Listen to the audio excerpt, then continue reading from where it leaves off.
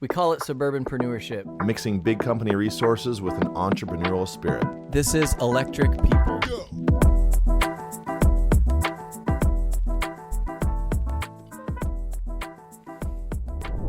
What's up, everybody? Welcome back to another episode of Electric People. We've talked about it, we've scheduled it, we've texted about it, and we're doing it. Casey Baugh, what's up? Excited to be here. Thanks for being here, man. Yeah. We were joking that we only have conversations when they're recorded on camera now. We truly do. This is life. I was talking to somebody yesterday and your name came up and I said, I think Ty is the greatest overall person that's ever done the job. From selling, managing, building organizations, and then transitioning into an executive role. Every one of those is hard to transition each step. So yeah, excited to be here. Well, thanks, man. I appreciate it. And for those that haven't watched our episodes, we've done 2 episodes on case studies podcasts. Yep. And I have a great time every time. So it's always great for me. We're longtime friends, going on 20 years. Which is crazy. Knowing each other in the industry. And I'm such a fan of your career, and we've had relationship interwoven through the whole thing. So I'm excited to pick through some of it. For you guys that don't know, so Casey started out in the direct-to-home world, started in Atlas, so satellite sales back in the day. Yep. Built up a big old region there, and I want to go through your story because I think it's very applicable to some of the things that are happening right now. Joined us over at Vivint, made an absolute name for yourself, set industry records, and showed people how to do it at a really high level, and have since graduated and run a family investment office now, and are still equally as excited, if not more, doing bigger, better things. There's life after door-to-door, apparently. There truly is, man. There truly is, and I wouldn't be doing anything that I'm doing today without door-to-door. And I think door-to-door is so general. Like, door-to-door has, like,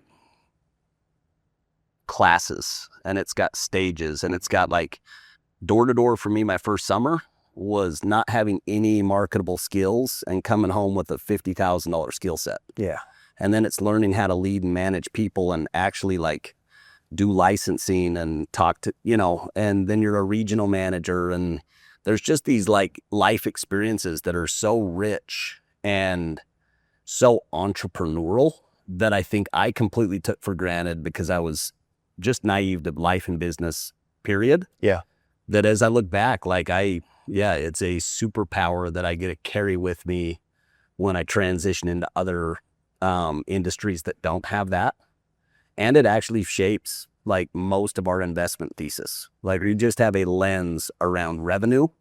We have a lens around having like a competitive advantage in creating revenue, and we just see that different than I would have seen it if, hadn't been in it. So yeah, love every chapter of that journey, and also would never go back. So it's one of those, it's like high school or my mission. It's like it's like Indiana Jones, man. Like literally the bridge is falling behind you, but it shapes every bit of who you are. Of them. Yeah. And if I had to start over, it'd be like really daunting, because it's hard, It's interesting because your your content and your mentality, I think, gives a lot of context, but it also gives a lot of like expanded, like we get so stuck in our world sometimes that is, targets for the summer and income like goals and things like that, and like expansion goals and things like that, that sometimes people don't take a second to like step back and real time understand the skills that they're developing. Like,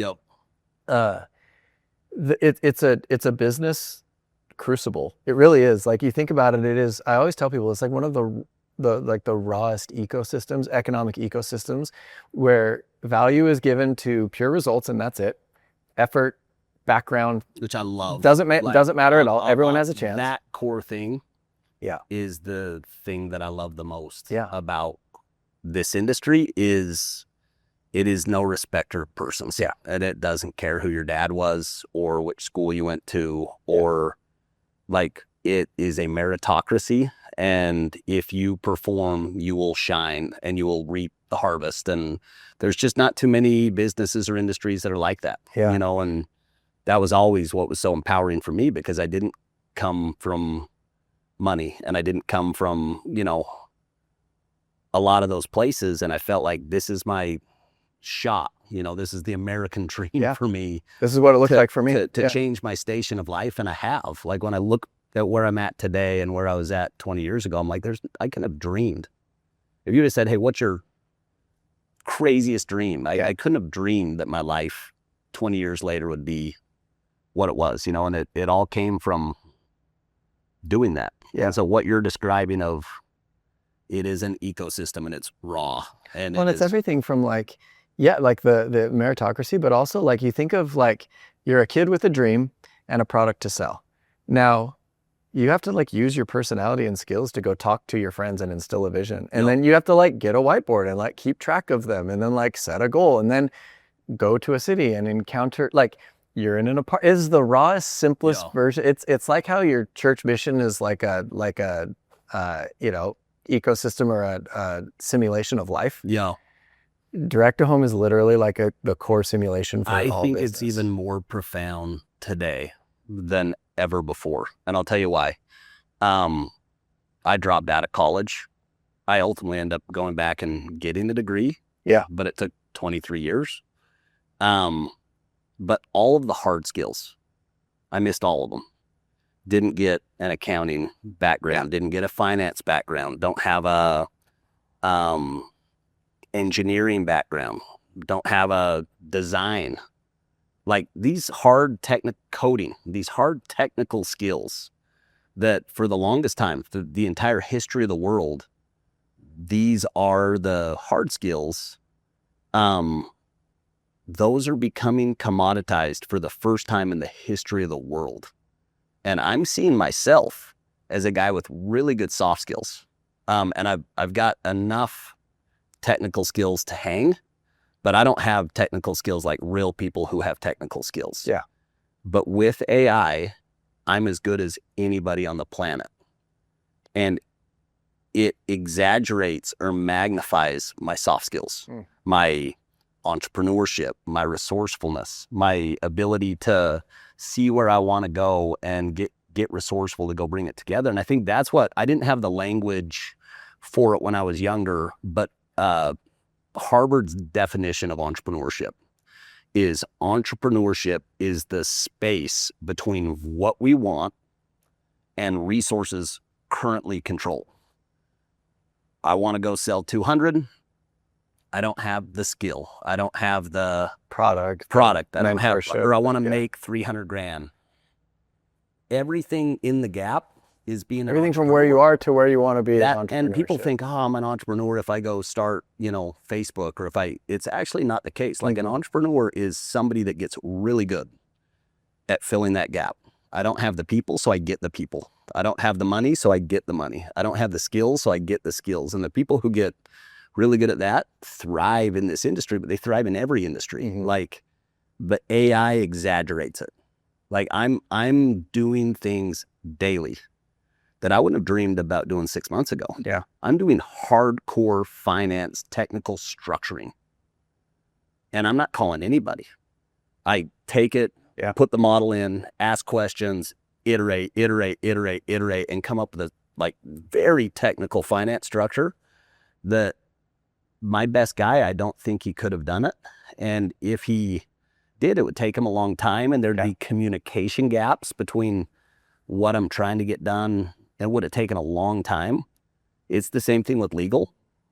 We sat down, there's a company that, it's in the pest control industry. We've invested in 2 and have smashed it on 2 of them. Met with the founders. I had a term sheet turned around in 2 hours. Perfect term sheet, technical, says exactly what I want. It's all buttoned up. That would have taken me a week to 2 weeks and a lot of fighting with the team and money working. You would have spent a ton of money on legal, and you're trying to craft it right and time. And so I take that skill, and I think people are a little bit asleep at the wheel right now. They're unconsciously competent. They're insanely talented. They're so good, but they're not aware of how good they really are. And I think that's what gets me excited about the future. Like from my personal experience with AI as a guy who's not technical. I'm like, if I'm getting this productive, what happens when 7 billion people get this productive? Like, it's just going to unlock stuff I that's think that never existed. the interesting thing about it, and I mean, we're from the same generation, right? So like, you have the gift of like consciousness, because our kids won't know what life is without it.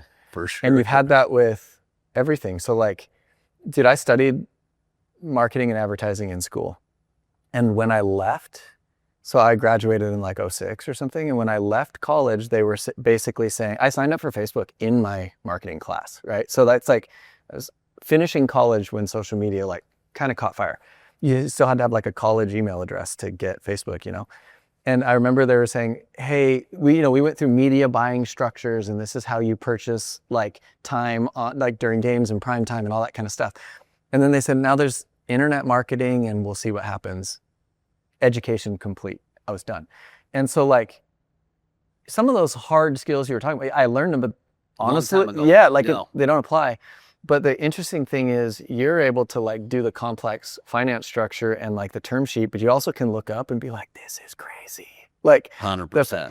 I think even a couple years from now, people will have lost the almost like sweetness of that experience, because you're seeing, you have something to compare it to. It's shocking to me right now. It's mind blowing. It's like the heavens gave you a tool that is not even the limitless drug, it's 10x that. If you like, it actually like messes with my thinking about God and the universe and a lot of this other stuff. Cause I'm like, I don't get how there's 200 billion galaxies. That can't fathom it. Yeah.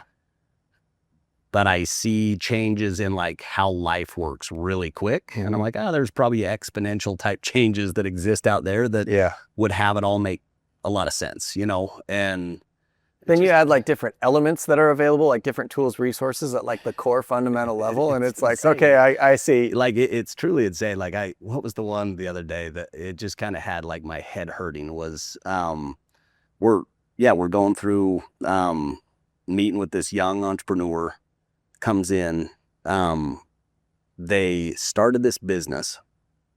There's a program at BYU. It's entrepreneurship through acquisition. So really cool mentor. Is that like in the business school or something? It's through the business school, but it's kind of a program through the entrepreneurship program. So it's like if somebody wants to go be an entrepreneur, you know, you can start it from scratch, or you can go find a boomer that has a services business and seller finance. And so these kids, they, you know, start that program, have a really good mentor, and they go out in the water treatment business. So people that, you know, small business that sells people filters for their homes, and then has recurring service to go out, change the filters, and simple business. They bought 14. At the front of this month, they had 100,000 a month of recurring revenue. Today they have 2 million a month. Wow. But everything expensive, they're building on Claude. They're doing hardcore finance work, hardcore structuring work. They went and bought a manufacturer. Wow. And I'm like, this is insane. These are they're sharp kids. I actually love them. Yeah. Insanely cash efficient. We put money in, and we put money in one time, and they've found a way to just make the business feed itself. But they're young kids, and this stuff would have been so expensive, and they would not have been able to do it. Yeah, expensive and maybe not even possible. So then you think back to like us at the same age in cargo shorts. Oh my gosh. With chalk and a blank sheet of paper going door to door. And cash. And and cash. I'm gonna pay somebody. Make sure you have some I can't cash. bagel today, and so I carried a checkbook. I think a lot of people wouldn't, like kids. I remember like having to say, hey, here's a check. The tech's gonna be here in 45 minutes. Run to the bank. Put this in your bank account so that when he finishes in an hour and a half, there's something to draw it from. Yeah, like, isn't that crazy? But that's also that wasn't that long ago. It's also an example of resourcefulness. Yeah, which was like, that was a lesson I learned, was in leadership. me not leading from the front is not acceptable. I would rather lose money on a sale to be able to go stand in front of my team and tell them that I sold that day than show up with no results. And I'm like, where do you learn these lessons? Like, these are like, you can't fake the street sales. Yeah. Like, you can't fake it. Can't fake Everybody knows who's... You can't skip steps. And everybody knows who's fake, and everybody knows who's real. And I think that was what I like. Still to this day, we're investors in a ton of door-to-door companies. I'm drawn to them. I come back to them. And so much of it is that. It was like, one, I get it. And two, it changed my life. Yeah. And so you see somebody that is starting that journey and doing something really great matters a lot to me. I'm like, the difference of you running a phenomenal program is the difference with somebody else's kid having a career or not having a career. Yeah.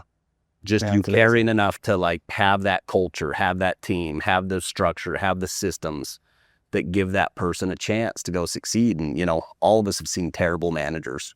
All of us have seen terrible companies, and there's just carnage that comes with it. And so, like, you know, we invested in this company called Grit Marketing, and they do pest control. And I watched these guys when I was at Vivint. There were these young, scrappy guys who are working for, what was that company? Another pest control company. Green X back Green then. X. And they were like kind of running laps around us. It was pissing us off because they were young, you know, and they were just really scrappy and pretty persuasive, and they built like a really cool culture. Yeah. Green X has some issues with the company, where they basically decided we're going to take less volume and grow slower. And so these guys kind of got let go. But they could take their whole sales force, which was super weird. And they went to Aptiv and plugged in at Aptiv. You know, go have an experience with Aptiv. Aptiv sells to private equity. And again, this is like lessons you learn, you know, as you get older with business. Like in my head, if I'm in sales, like the number that you should do is the most that you can possibly do. Like that's just the answer. If I can double, you double. In business, it's not the case. It's like if you have a customer acquisition cost and you only have a fixed amount of money, Right. You can break it. you doubling your creation, you go out of business. And Aptiv about went out of business. They had the best sales year they've ever had and lost $23 million. It's such like a foreign concept to sales leaders too, because they're like, we did good. To me like, too. You did too good. Like Yeah. we have another business in the insurance space right now that is the exact same problem. One channel, it costs money for a year. Yeah. The other one pays you, but there's so much demand on this channel, and the leader has a very tough time saying no to the demand. Yeah. And it's the guy we hired as our president. He was at Amazon, then he was the CFO at Nu Skin for 7 years, and then he was the CFO at Aptiv. And when he came on at Aptiv, they lost $20 million. And when he left, they had $150 million of EBITDA. Wow. And it was because they grew at 30% instead of 100%. Yeah. There's actually a metric. And anyway, don't know why I got off on that tangent, but because of that, they didn't need this growth. So these guys split off. Me and Todd invested in their company, but they have this hardcore, all-in personal development, reading books, doing service, work harder than everybody else culture. And it just like almost like is spiritual, where you're just like, they're bringing high school kids. I got high school kids at my house. That's gearing up crazy. and going out for a summer. And then I've got that same high school kid coming back in a month, and he made $22,000, and his life is forever changed. Yeah. And you're 100%. like, it pumps me up so much. Like that we got to do this and that you still get to do this, I just think is like a rich life journey. Yeah, it's crazy too, because you know you have these moments in time where it's like that road has been so long, Yeah. but then sitting with you now after all this time, it could have been, you know what I mean? It's just one of those things. It's almost like dimensional. It literally could have been yesterday. I want to go through. I don't know that. Yeah. Oh, okay.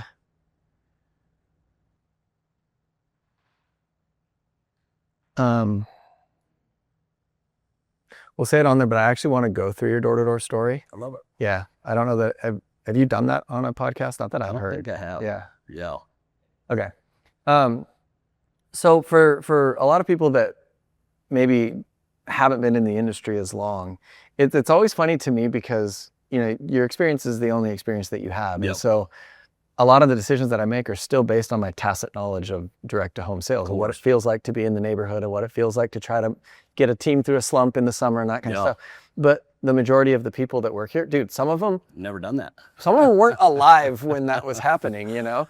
And so I think it'd be helpful to go through your door-to-door story and maybe talk about some of the ups, downs, and what has led you to here. And then I want to come back to this, but I had a manager last night ask me a question that I thought I'm just going to hold it and ask you of it because I knew we were doing this today. So take us through how you got into door-to-door and kind of the transition between companies. I could literally talk about it forever. So I need to like tighten it up. Yeah. Because one, I love my journey. Like I'm so grateful for every step of it. And two, yeah, I could talk about it forever. So I'll try to be efficient. It's so laced with lessons and stuff. But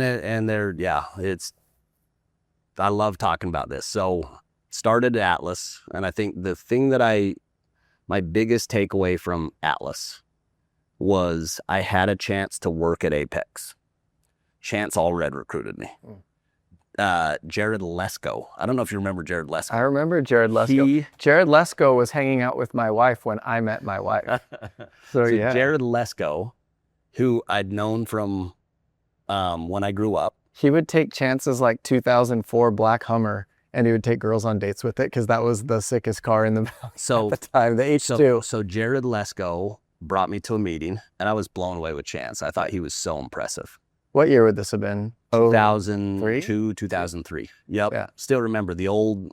by Wingers. That right by Wingers, and I thought that building was so sick. Yeah. I remember going to Wingers after and like for somebody to pay for a meal. Yeah. That was a big deal. And it wasn't fast food. It was like you sat down. No, it was like a real like meal that I'm like putting the stuff in the box after and like getting extra. Yeah, and so like I still remember going to that and walking out saying, for sure I'm in. Like no brainer, I'm in. And then my buddy Doug Robinson, who I'd played high school sports with, he recruited me. And the lesson that I learned from those two was Jared, when we grew up, was a misfit. You know, I liked him, but he wasn't making a ton of good decisions in high school. Yeah. And Doug was a rock star. Like Doug, I'd played sports with him since I was 9. He was all state in everything. He was an AP on his mission. Like he was a guy that like I was a buddy with, but he had influence with me because he was just succeeded in everything.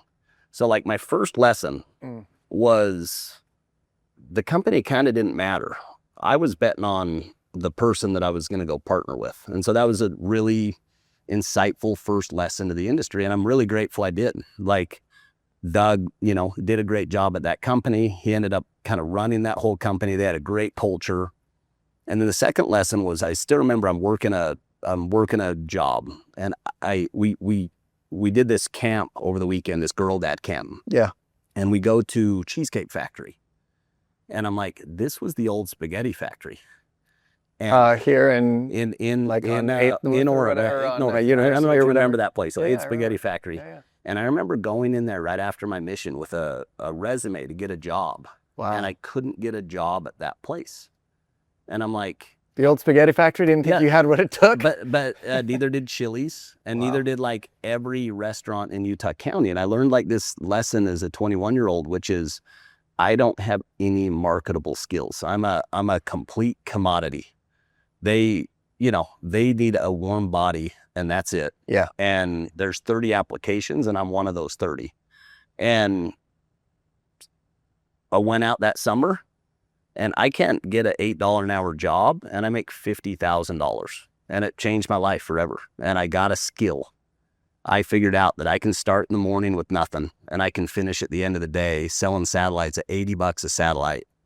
And I can make 180 grand or $180 or $240, which is so laughable today. Like people don't get out of bed for a $5,000 check. I know, it blows my mind. And but What we would do for a $300 commission back in the day. life changing. Like I still remember crying in my car 3 weeks in, and I hit my first 3 spot, and I had tried so hard, and I'm fist bumping and crying in my car, and go through the summer. I still remember, Bondurant, Iowa, tiny little town in Iowa, and it clicked, and I sold 50 in a week, and it was like, don't know what happened other than I turned the corner. And it You know what those are like for me is those, those magic eye things. Have you seen those where they're all blurry and you stare at them and they drive you crazy, and your friends try to give you advice and they're like, cross your eyes or put it close to your face and move it back. And it's so frustrating because it's like, I can't do it. And then all of a sudden you punch through and you see it and you're like, oh, I get how to do it. And all that advice was close, but it wasn't right. And my that life unlocks forever you. changed that way. 23 years ago.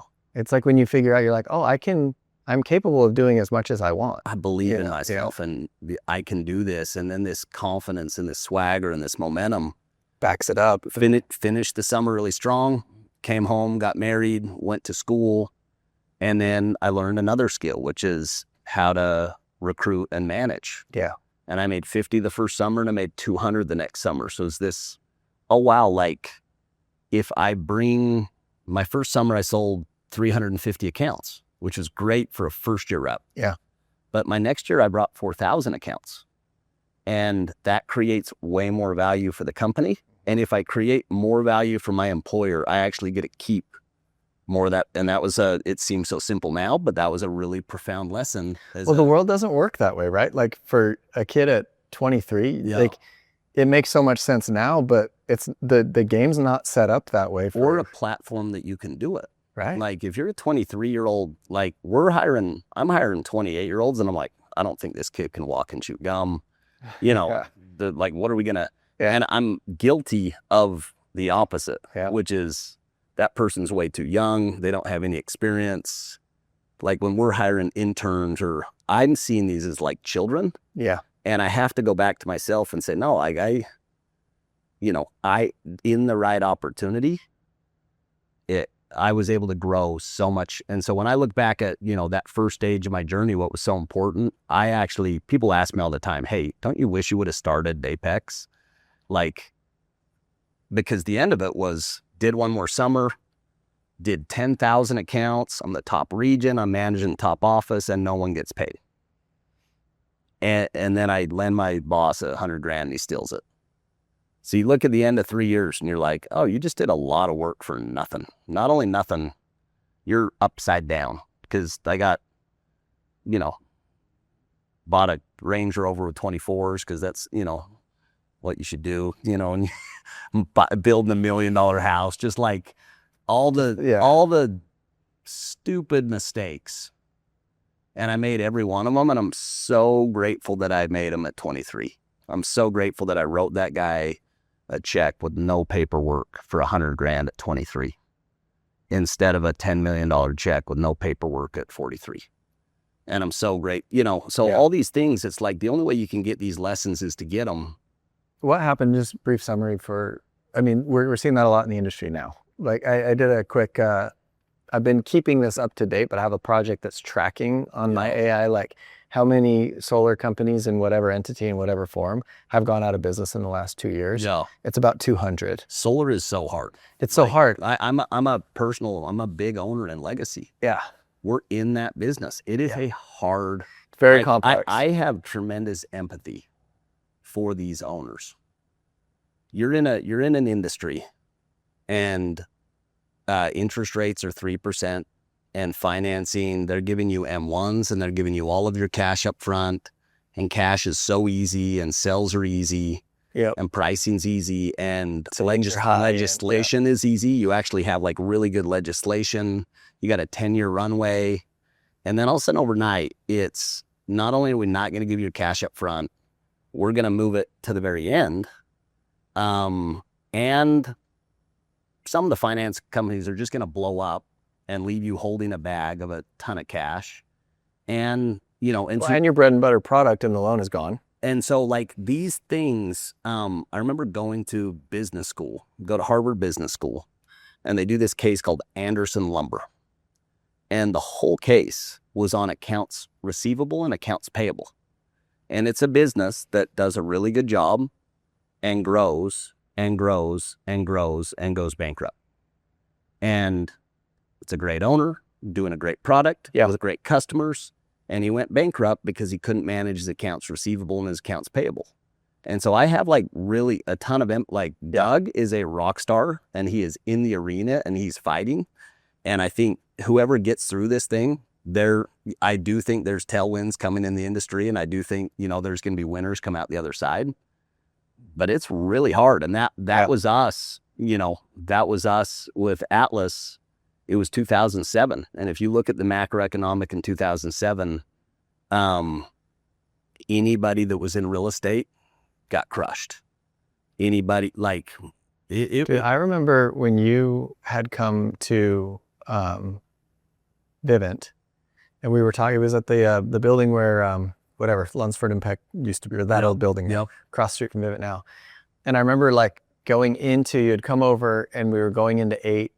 And at that time, I was investing in motorcycles and car mods and stuff. I was saving some traditional stuff, but I wasn't in stock market and really things like that. And I remember you saying, are you watching what's happening in the stock market? We were in that that atrium where Todd had that big elk head or whatever. And I was like, no. And you're like, dude, I remember you were actually worried. You're like, this is so crazy. The financial world's falling apart. And I remember thinking I actually don't even know what you're talking about. Yeah. It was that time. It was that time. Yeah, that was the first year we saw abandoned homes in our territories. These guys were early, and these guys were kind of, for all the good things of Atlas, the owner was big into my first house I ever bought. I show up, I just worked a full summer and killed myself and made 50 grand. Couldn't have worked harder for 108 days. Yeah. And I go home, and a real estate agent takes me to a house in Highland, and I walk into the house, and we like the house, and we buy it for $250. It appraises for $300 somehow. And the guy says, do you want a check for $50,000 at closing? And I'm like, yeah. And he writes me a check for $50,000 to buy the house. And I don't have I'm a commission-based salesperson. Yeah. I don't have any history. I'm a stripper on The Big Short. You know what I mean? It's you have 5 houses, and that was the world. And so the guys who I worked with, they were in that world. They'd buy a house, strip out the equity, and it worked until it didn't. And the company blows up. And so, again, we could talk about this forever. Don't want to take too long. But transitioning, when I take my lesson coming into Apex, I'm so grateful that I hit rock bottom. And that I see what's going on with Freedom. I see what's going on with some of these companies. And I feel really bad, because anytime a company goes out of business, there's just value that's destroyed. If you had equity, you don't have equity anymore. There's commissions, you're just not going to get paid. No one wins when it falls apart. Yeah. And there's a step beyond that.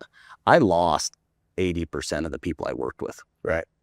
Because they just aren't going to go on that journey anymore. They lose faith.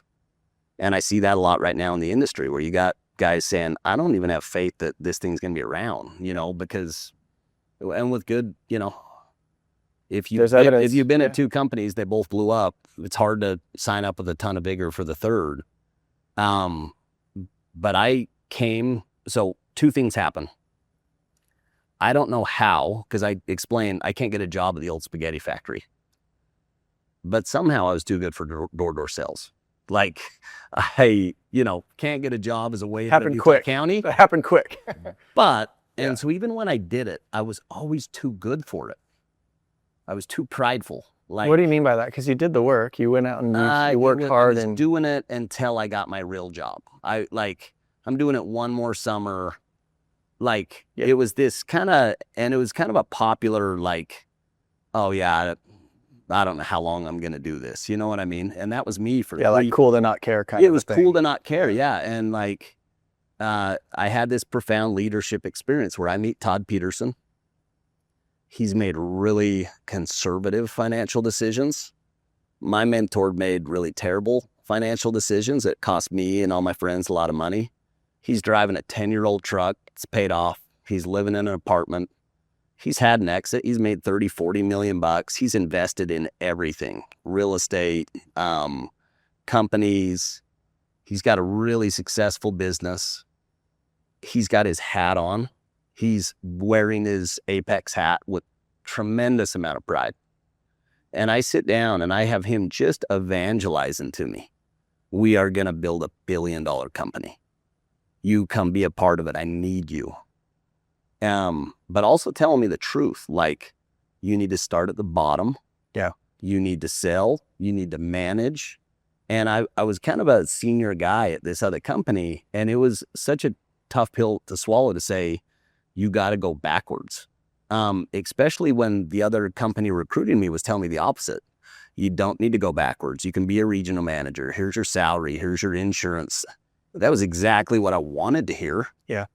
And the idea that I had to like start over.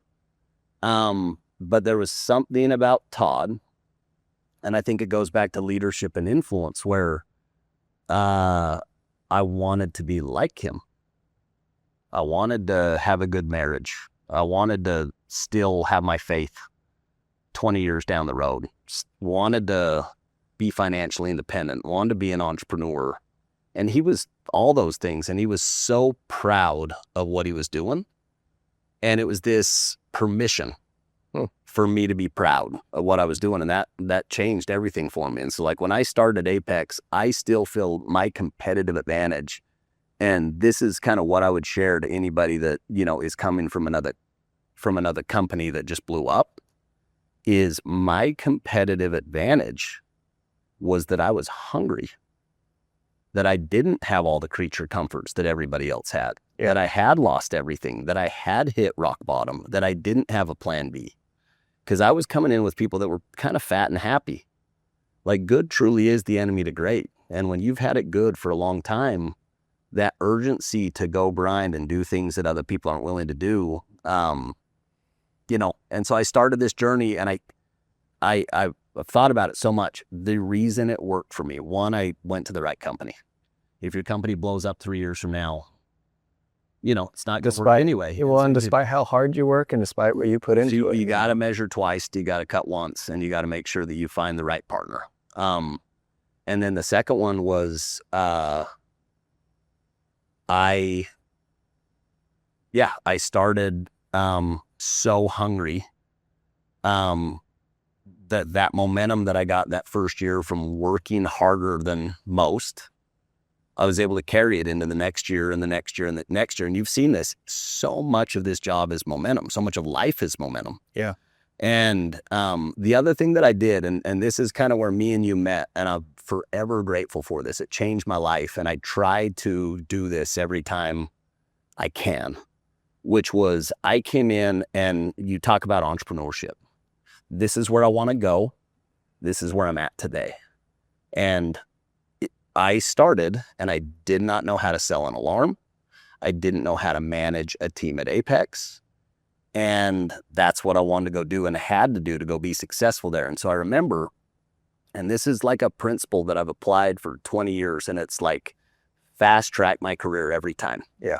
And I think so many people don't do it, and they're insane not to do it. And I would just like challenge people to do it, is find 5 people that are exactly where you want to be humble enough to go ask them for half hour, an hour of their time, and they will tell you, they will paint out a picture or a blueprint, and they will spell it out for you. And you did that for me.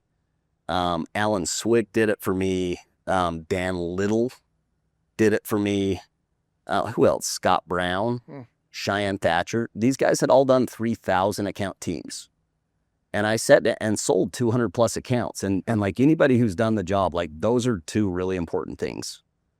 You're selling 12 a week. You're credible with your team. You do 3,000 accounts. You can recruit 30 to 40 people and lead them. Yeah. And every one of them was so uniquely different. Every one of their styles were different. The way they thought, they contradicted each other. And none of that mattered for me. I had 5 models of how to go be successful at this company. And I cherry picked the stuff that was more in line with me. And I went out that summer, and when my guys are like, why are we doing this? I'm like, because Ty Williams does it. And they're like, oh, okay, that's cool. Like, and it allowed me to have permission to try stuff instead of like, I don't know, I'm making it up. So worked at Vivint, thought it was going to be kind of a 5-year run, ended up being. Let me pause you there for a sec. Sorry, because it was interesting for me to hear you say that you felt too good for the doors at that time. And because when I met you, I didn't get a sense, I didn't know you before. I mean, I'd seen the recruiting pamphlets, like I'd seen the pictures and like the things from Atlas, and we'd recruited against each other a little bit, but I didn't know you. And then when you came in, I didn't sense that. For maybe you'd been through that. Maybe you had like. You caught me after I'd been converted. Caught you at a good moment. For me to decide to go to Apex was when I flipped the switch. Okay. Because from my perspective, I remember, and it's funny because for you, you said rock bottom. This is a life-altering event. You had this kind of like first, almost like, I don't know, reckoning or like dark night of the soul and figuring out who I am. Yeah. But when I met you, you were in an apartment, right? You were asking me for help. All I knew is you were a leader at another company. Yeah. But I didn't get this. You didn't tell me, hey, just so you know, I was like running that other company. And just so you know, I used to like have a big division. I was the guy doing this. I didn't get any of that sense from you. I learned that after the fact, which I think is cool because it didn't get in the way of your learning, right? And so you were able to say like, hey, can you just, and I remember being like, oh, let me get you this attachment. Let me send you this. Oh, I'll send you this. Here's my training program. Here's this, whatever.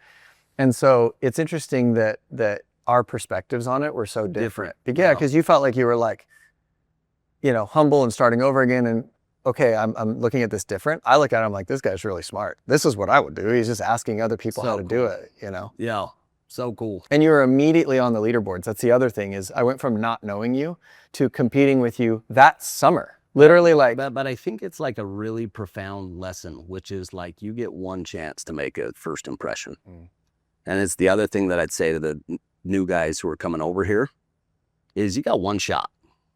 Don't tippy toe into this. Like you've got one shot to, I love Hamilton.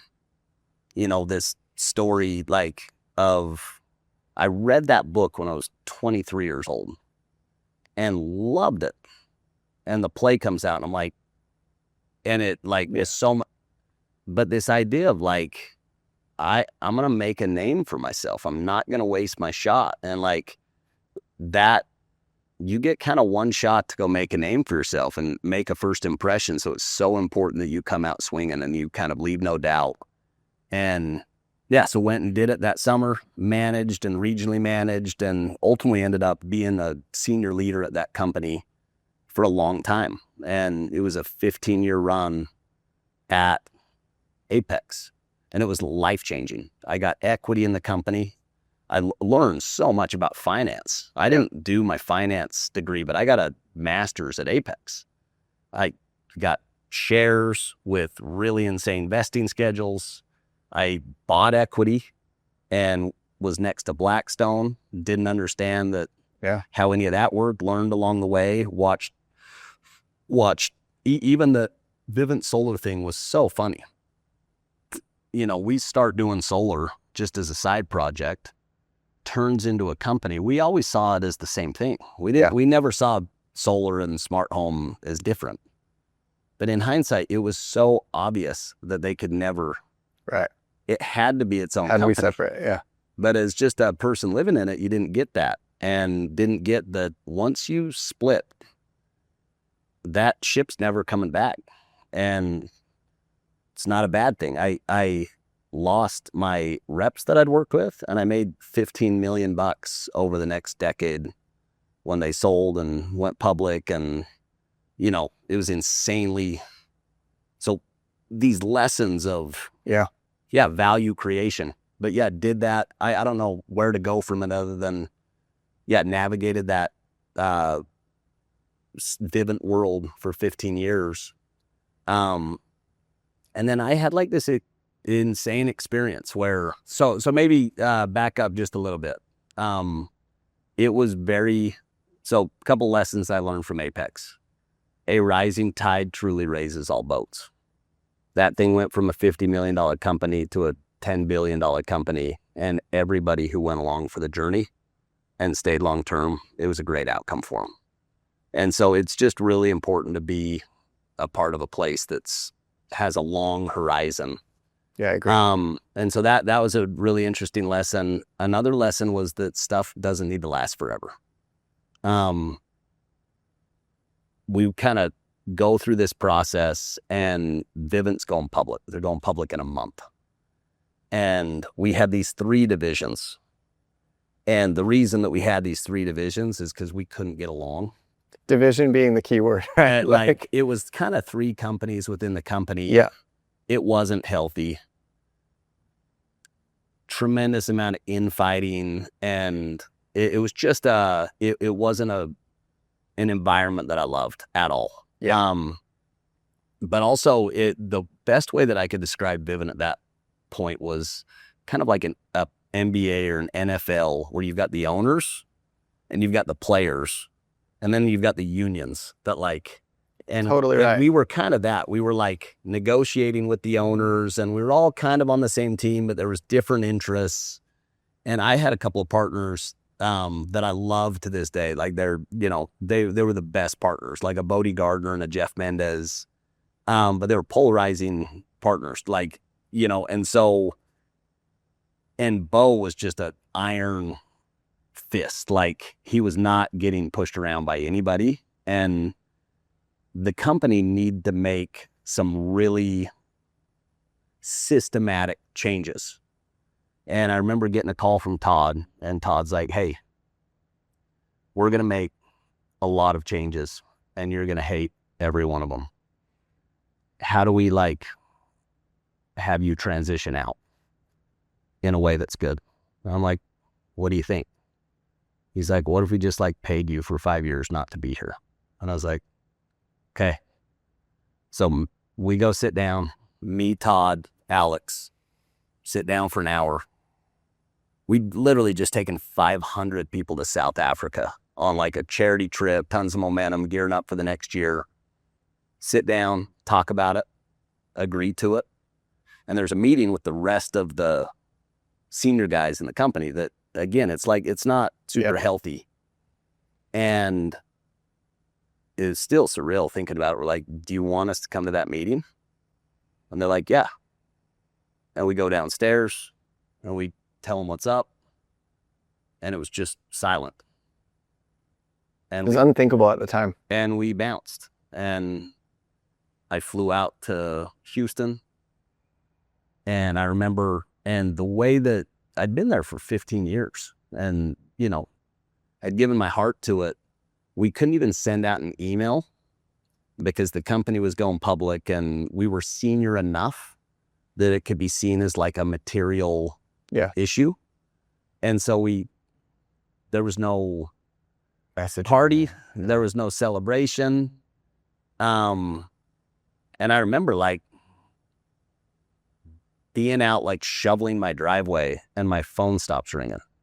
And I was so addicted to getting 100 text messages a day. Yeah. And it was this surreal moment of these guys were so insanely fair to us. They paid us the same amount of money we'd made the previous 5 years, the next 5 years. They vested every share of our stock. Couldn't have been more gracious and fair to us. But I was done. And not only was I done, I couldn't be in the industry for 5 years. So it's this insane moment of, I have this skill that I've spent my whole life developing, and I love it. And I would have jumped right back into it because that's what I'm really good at. And I've got money. I made a ton of money. I'd made 7 figures for 20 years. $2 to $3 million of cash comp a year. The whole time I was at Vivint. And multiple exits, solar exit, Blackstone exit, Vivint exit, and we'd been smart, investing our money all along the way. So it wasn't a money thing, but I had to go recreate myself. And so it was this cool new chapter of having to go figure out, what you love and where you're going to go make a dent in the world. And that compounded with COVID. I mean, COVID hits 2 months later and the world kind of shuts down. And so I played 110 rounds of golf that summer. Jeez. And, ended up meeting my business partner, Dave, who'd done, private equity for his whole career. And he did the Breeze Airways deal. And that started a career that I've done for the last 6 years. And so like today, we have like a really awesome company that's deployed over $1 billion in equity in 33 companies in Utah in finance. And that's a track that I never couldn't have entered it without the right partner. Never would have dreamed that it's something that I'd love or I'd be good at. And everything that I did in door-to-door is why I'm good at it. And so anyway, that's life today, is It's amazing. doing something that's completely different. But the journey was, what got me here. I couldn't have done any of these. And it's all those things. It's negotiation. Like we would negotiate all the time. It's constantly. It's basically, it's with And in the customers. most in the most complex ways. The hardest ways being between those divisions, and you know what I mean? Yep. Like finding Very hairy people issues. Yeah. That are so great now. I have so much empathy for companies that are dealing with people issues and founders and culture. And you realize just how important great culture is. Like that, it's a superpower. What's interesting to me is, you talk about everything that you're doing in your business now being like having core foundational roots in what you did in door-to-door. But it's interesting because you went the direction, and I'd come to solar, and I came to solar in 2013. So you still had a few years at Vivint, but it was interesting because I feel a lot the same way about Vivint in that, I got through school and did a mission and things like that, but really like my developmental chops came from door-to-door. It's where I didn't play sports growing up. I was like mostly action sports and stuff. So I had some developmental like personal goal setting and willing to sacrifice and stuff. But as far as like competitive nature, as far as like aspirational like benchmarks I want, all of that plus the skills to back it up and like how to create that when no one creates it for you, door-to-door and Vivint specifically. But interestingly, when I left Vivint at the end of 13 and came to Vivint Solar, I felt like, okay, I literally had a point where I was like, I'm going to take all of the good from it, be mindful of the bad, and make the couple tweaks that I've learned along the way. And it's cool because now, like these different offshoots that you're on, that we're on, these thousands of people a month that come into this company are all benefiting from like the core foundational experience. And it's crazy that one of the core, you would do the same thing if you were to do it all over again. But you think about, like, we've talked about this often, like the shame that you and I didn't work closer together. I've always loved you. I've always liked working with you. I've always respected you, but we weren't like allowed to work together because of this drywall we like put up kind of between us. And I think we were better than almost anybody else. I think so too. At sharing. Yeah. It wasn't normal. Right. Like it was tribes and culture, and you. I remember I'd have dinner at your house and people were like, what are you doing? What are you doing? I'm like, I just had dinner. Like, and then in seeing story and like, I don't even know if I want to say this on camera. I probably shouldn't. I remember I flew out and Jordan was one of my dear friends. Like Jordan was such a homie to me. Yeah. And we were close. And I'm traveling, seeing teams, and I fly out to go see him in Chicago. He was a different region. And I got such extreme blowback for going and seeing Jordan. And when I look back now, it changed my relationship with Jordan forever. Yeah. Because the response I got was so intense and so extreme. Yeah. That I'm like, I just touched a stove and I was completely naive that it's really hot, and I probably don't want to do that again. And it's a big time bummer, because pros and cons. Yeah. It's cool though now, like if you look at our the good that's come from it is, that was 3 regions. The way it's set up here, there's 20. Yeah. And they're pooled and they're set up as partners. And so it's just like something that had I not like for you to solve that problem even when you want to solve it, it's really hard to solve. Yeah. Um, Yeah. And the people that are a part of it weren't a part of the reason it is Yeah. that way. And so it's really interesting because I'm like, oh, well, that's better. But we couldn't have come up with the structure had I not experienced that. And you know what I mean? I don't know what it looks like. I haven't got under the hood of what it's like today. But my assumption is that it's still really hard to get right. That it is you never have to stop tweaking, and it would be amazing if everybody pulled their weight. But when you have one person that stops or 5 people that stop and they get more than they should, and you got somebody else that feels like they're lifting too much, it just, hard. That you've done what you've done is insane. And you kind of have to have the leader just say, this is how it's going to be, or it won't happen. Like if it doesn't come from the very top with a lot of strength, it'll go that other way because of incentives. You know what I mean? Yeah. I have 2 questions for you. One is, the one thing that you're known for is principle-based leadership. I've known this since the day we met, that a lot of people do things to try to help. Like they'll try to like solve a problem by a certain action. But I noticed it very early that you would always say, okay, what's the principle? The principle is this, okay, then the action follows. Talk about maybe just a couple minutes on your take on principles and how they've played into your structure and results. So, I mean, I named one of my kids Covey. Yeah. So Stephen Covey, was for sure like the influence on this, on kind of how to frame it in a way that was simple enough for my brain to capture it. He wrote 7 Habits of Highly Effective People, Principle-Centered Leadership, First Things First, so many of these things. And so I think, first it's just define what a principle is, which a principle is like a universal law. And so if you can understand what are universal laws, they're really great to build off of. Yeah. You know what I mean? So like hard work and creating value, and there's just like, when you get down to like the core, then you can go build off of those. And so I think, for me, one of those is just like constant and never ending improvement.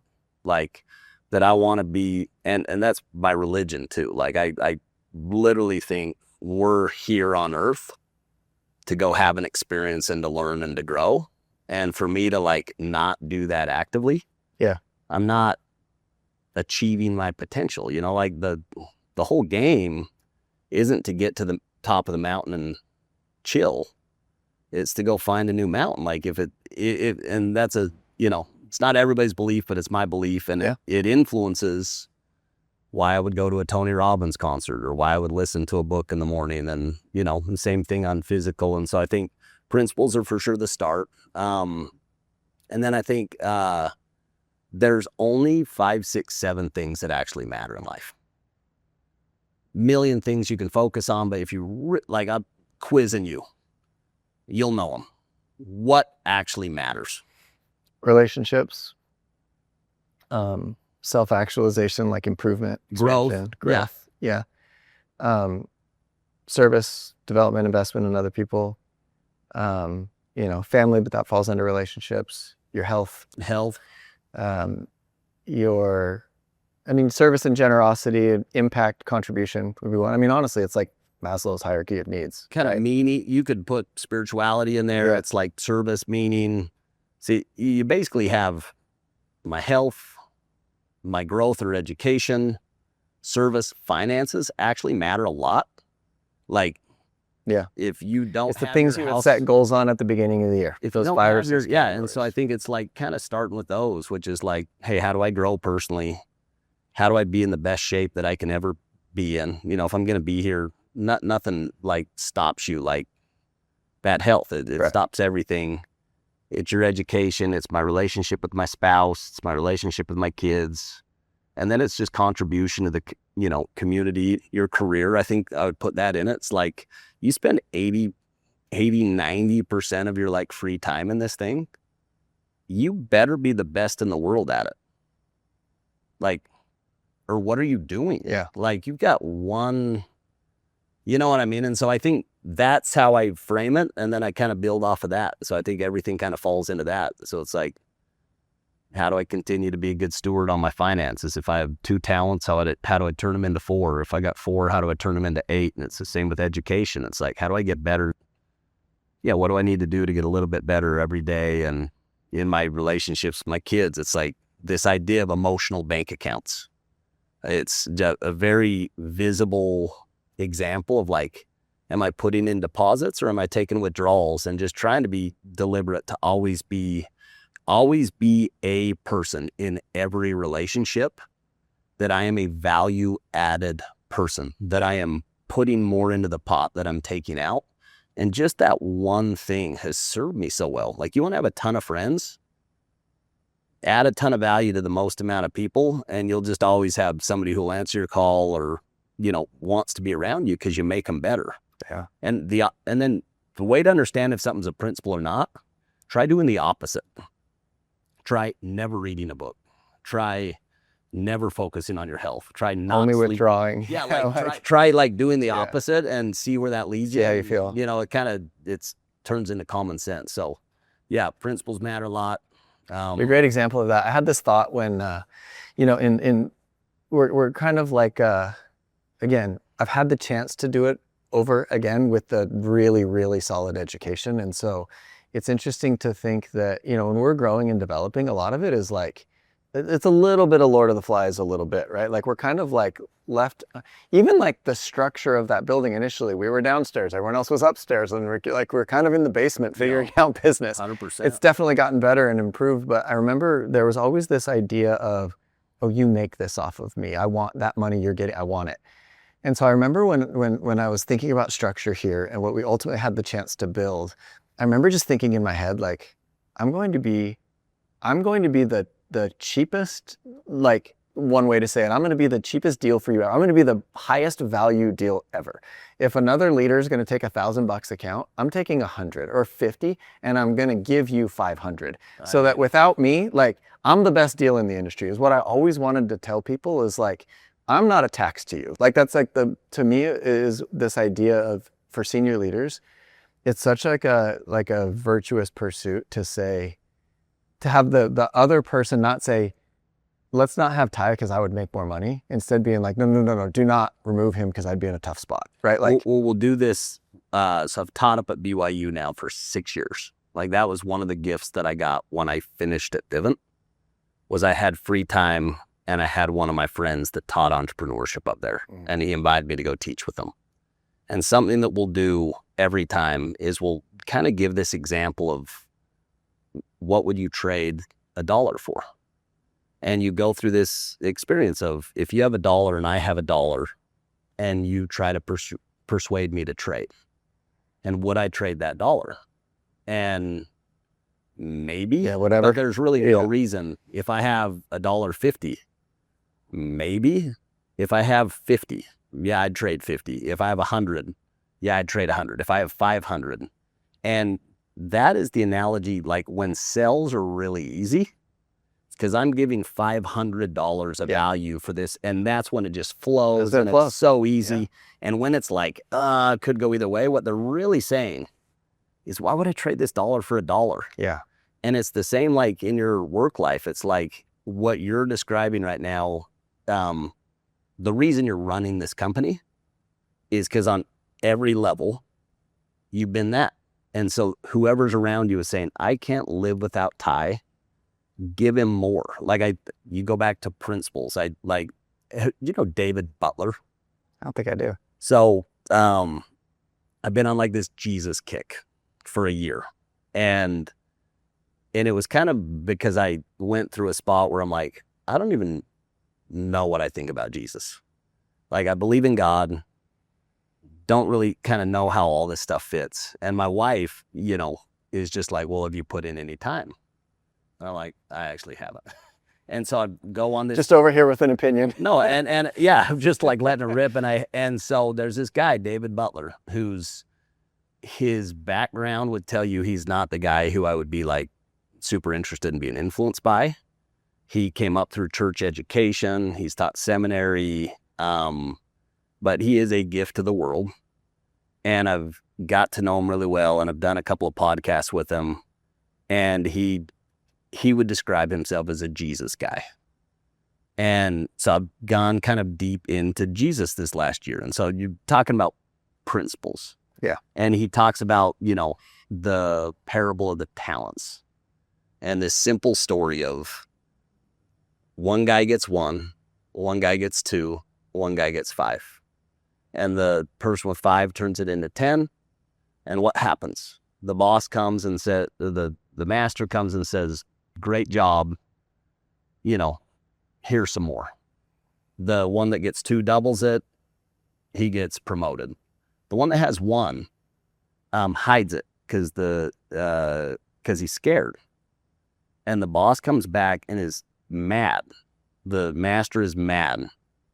And he takes it and gives it to the other one. And that it always seems so unjust to me. I'm like, why does the person who has more get more? And why does the person that doesn't have very much get it taken away from them? And then you go be an entrepreneur and run a business. And you've got a person that's your person. Yeah. And you've given them 5 things. And they crush every assignment that you give them. And you're like, you're promoted. Take more. And take then more. And you dump it on. Yeah. And then somebody who's lower level, who's more junior in their career, that has that same mindset, that same resourcefulness, and they get promoted. And then the person that doesn't have many skills, and you give them something, and not only do they not get it done, they sit on it. And you come back and you're pissed, and you're like, give it to the person who even has more. 5. You're like, I can't give you more. I can't trust you because you're yeah. like, I gave you the most simple task.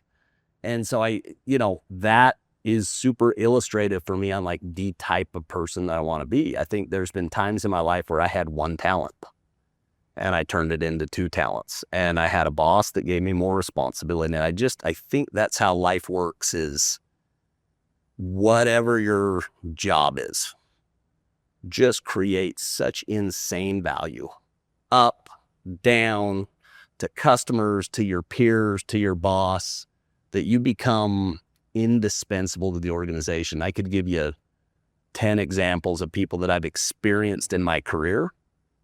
It just never doesn't work out in the most phenomenal way. Yeah. Like you will make more money. You will have a bigger voice. You will have like a bigger impact. And it's so simple, and people don't do it. They kind of wait to be told what to do, or going to do the minimal amount of work for the pay that I'm getting, or don't want to, overdo it. And I'm just like, that's a very bad. It's that idea that the safe thing is the risky thing, right? Yeah. Like if safety is based on fear a lot of the times, and then it's like 100%. we're meant to like grow things. I think it's interesting too, because I was thinking like at the core level, like at the base level, like you've had this experience, I have it as well, but it's somebody comes in, maybe it's somebody in your neighborhood, maybe someone just got back from a mission, maybe somebody wants to get into sales, maybe somebody like is rebuilding, and they come to you and they say, hey, I want to do this. Who should I go with? It literally is a parable of the talents moment, because it's like, man, there are so many people that I would love to throw a bone to. They they actually need They the need people. it. Yeah. I would love to help them out. But I've got this kid, and I know that, and it's like, if his future depends on it, and it very well could, mine did, yours did, like, who do you give him to? Well, I have to give him to the person that I know is going to make the most out of it. Very best, And I'm obligated to do busiest, that. Yeah. most successful. Jeff Mendez was that. So me and Jeff Mendez, he was my boss at Atlas. We both come over as peers at Apex. Jeff had a lot of older guys that basically came because they got their back end paid, and just stayed 1 year. And I had a lot of younger guys that I recruited new people. And so we had a ton of momentum coming out of the year, and Jeff didn't have that much. And this has always been one of the things that I have respected the most about Jeff. Jeff comes to me and says, hey, if you'll help me build, I'll be your best team. He was my boss. And he crushes it. And guess where every person went for the next 4 years? And he built this massive organization, ultimately created so much value that we just partnered up again because he just outgrew everything. But he was one of those that it was like, if there is a problem, if I throw it in that org, it gets fixed and it gets productive. So what are you to do? So you throw Where would you everything put in. your It's talents? like somebody's scoring points, you got to feed them the rock. 100%. That's He was right. that, and so all of us have those people that it's like, this one's important to me. I need, somebody that I can trust. Yeah. Final question. This is what I alluded to earlier. I got a text last night. So we're consolidating a lot of sales forces into our group. Big groups, small groups, pods, all of the above, the ones that fit the culture. And we're actually passing on quite a few too, which is fortunate to be in a situation where we can be selective and not compromise culture, right? Like I'm grateful for that. But I got a text last night and this person said, they were a senior leader at their previous company. And previous company is no longer operating. So they have the opportunity to come here and build again. It's a road Yep. It's a road I know, right? And he had said, he's like, man, I feel like he had been at one company, didn't work out, went to this other company, hadn't built and grown and been very successful in both. And we're getting him on board and I was just checking in, how's everything going? And he's like, the guys are doing good, local leadership is great. He says, I feel like I've been through 2 work divorces. Yeah. And I'm like struggling with my belief that I can, grow and he's 28 years old or 29 years old, I think. So I look at that. Question to you is, what would you say to that leader? It's a road you've been through. It's a sentiment It's really hard. Yeah, I don't know if you can either. Like, that is a really, really hard situation. Like when Atlas blew up, I have amazing people that I worked with at Atlas, and it was 50-50. Yeah. Half of them, their heart was broken and they never recovered. And some of them, like, it led to a way different path in life. Like they they lived a way smaller life from that moment forward because they weren't willing to get hurt again. And so, yeah, don't know who that is, but I would tell them that is a very hard situation that you're in. And so, like, that's the first one. The second one is no one cares about your life as much as you do. And,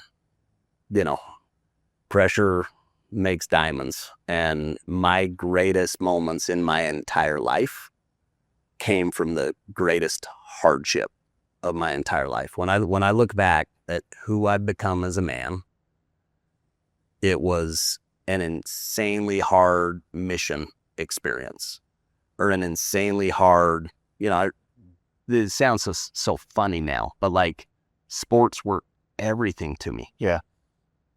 And I came home and tried to play college sports, and I go to the list and my name's not on the list, and I got cut from the college team.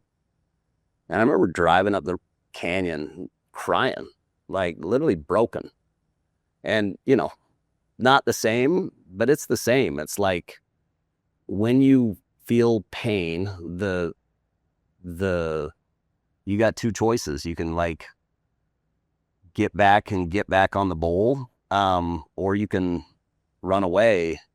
And the caution that I would give to this individual is like, if you don't keep fighting, your life is going to be very, very, very different than if you define that as your defining moment. And so, like Tony Robbins, he talks so much about the story of our life isn't our life, it's our story.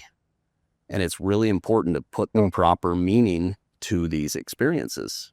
And another Tony Robbins ism that it like fundamentally like is a part of my philosophy, which is life is happening for me.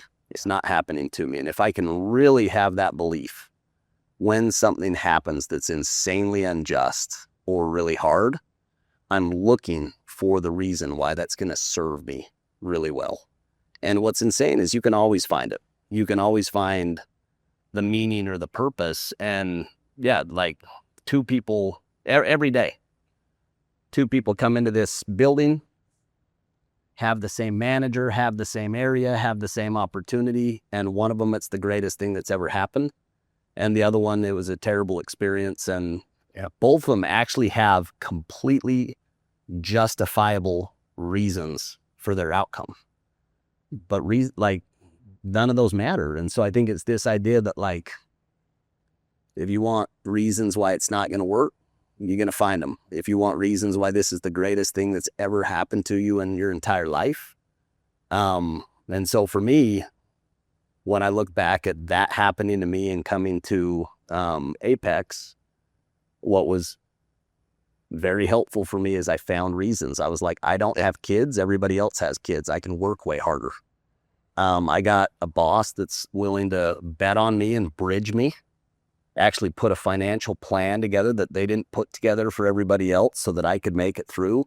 I'm sure with this individual, you've sat down, you put a plan together for them to go be successful here that's probably a little extra than you do for somebody else because their company blew up. And so it's like, yeah, there's,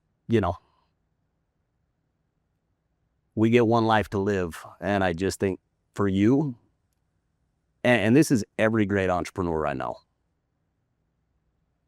you could take everything that you had from that person and like throw them in an alley in Atlanta and they'd pick themselves up, get resourceful, and they'd be on top again in a month, 2 months, 6 months. And it's just, you have to be like that insanely resilient, never die, never quit.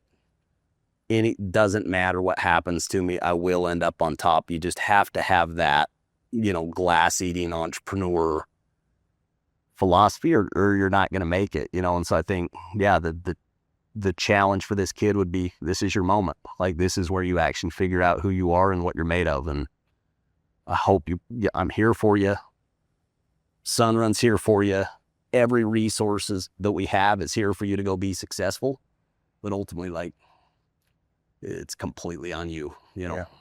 It's interesting too, because when you think of life happening for you, there's a million ways to look at it, but your experience was, and my experience, I mean, I did in 1 year what took me 10 years to do in Vivint. So it's like, and I was ushered into that industry if I look at it as life is happening for me. In this situation, it could be like, how else were you going to get to the real game? How else were you going to get to the real show? You're showing up with skills in an area that needs you.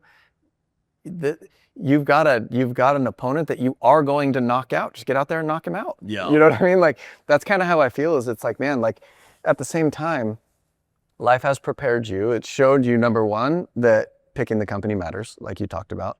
It showed you that you can rise to the top even with subpar resources. Yeah. And it's made you resilient and given you perspective that nobody else here has. One of the most profound lessons and gifts that I was ever given in my life was I made $300,000 my last year at Atlas. And I lose everything. Not only I didn't get my back end, the extra cash I had in my account, my boss stole it. I'd invested in 4 real estate properties, all of them. I invested in a gym. Literally cars repossessed. Didn't quite have her carts repossessed, but we were right there. So I was batting 1,000 as far as just like dumpster fire. And I looked around, and then the economy blows up. And there's 13 or 14% unemployment. Like today, I think there's 3. Like times, if anybody says like right now is a hard time, times that by 5. And that's what 2007 was. And I had 5 companies reach out and want to pay me $100,000 to go work with them. And I go make $600,000 in 8 months after starting and working at this company. And I just learned this insane lesson of like, you could take everything away from me. You can't take my resilience, and you can't actually take my skill set that I've developed. And so I think for this individual, like, just because it didn't work out doesn't mean that like that wasn't the best thing that had ever happened to you. Like, you know how to sell, you know how to recruit, you know how to lead, and those things are insanely valuable. But if you don't apply them, and if you don't apply them with the same rigor and passion and determination that you did the first time, they're useless to you. It's as if you don't have them. And so it's like you have this superpower, and it is a superpower. The ability to create revenue is a superpower.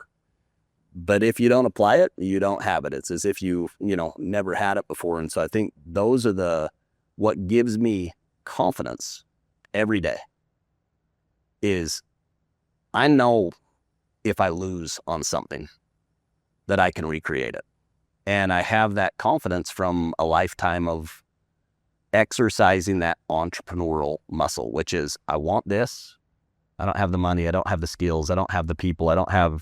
And being able to get resourceful to bridge that gap. And that's a muscle and that's a skill set. And I think if I'd end with anything, it's just, I don't know of any profession or job that does a better job at developing that skill set. And I wish that people were more cognizant or aware that they have it, because I think people have it unconsciously and have developed it unconsciously.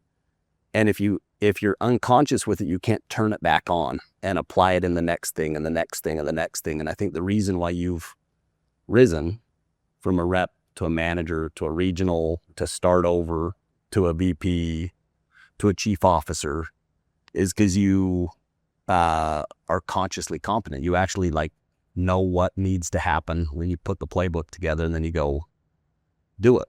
So I love it, man. So fun to jam with you. I know I didn't even get a chance to get into your life, but thank you so much for sharing your message. I as you speak, I see individual faces that literally need to hear these thoughts and have this perspective. And it's such a gift that you're still, continuing to invest in people and to invest in the people that are kind of like our core DNA. Yeah. Because you now see something, you talk about climbing a mountain, you see the lifetime of longevity and vitality that comes from developing mountain climbing skills. I'm way different now. There was a time where I was completely tribal, and my company was my religion. Yeah. And someone who was at a different company, it was a threat. And as I've gone further, we have 1,500 people who've written us a check. And they're ultra high net worths, almost all of them first generation entrepreneurs that made money in the most random things. And you just realize that the principles of take care of people, go find a need, serve that need better than anybody else. There's just a lot of ways to do it. And so I think, when I come back, it's fun to be here. You guys do this at scale with every walk of life, but there's you that's done this as a career. There's most that it's a year, 2 years, 3 years, but who they become from that. If you were able to track that value creation, posterity, it's got to just be insane of how many hundreds of millions, if not billions of dollars have been created from people that got these skills and then went and applied them in the world. So grateful for it, dude. 2 old sales dogs talking life principles, man. No Thank doubt. you so much for Thanks taking for time having me. and joining, and we'll have to do it again. Yeah. Thanks, Casey. Thanks, guys. If you like what you hear and are interested in joining the team, DM us on Instagram at RunXStreet. What are you waiting for? Shoot us a DM and let's get going.